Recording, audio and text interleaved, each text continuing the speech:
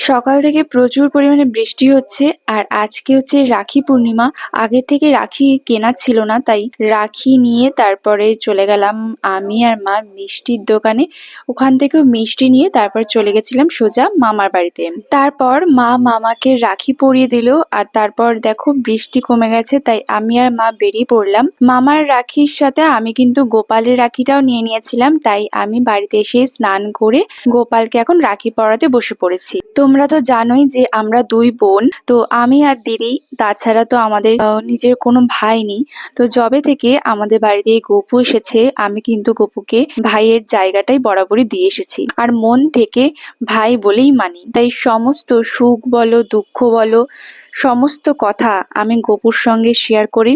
ওর সম্পর্কে যতই বলবো ততই কম বলা হয়ে যাবে। ভাইফোঁটা রাখি এই সমস্ত কিছু বলতে কিন্তু আমি আমার গপুকেই বুঝি।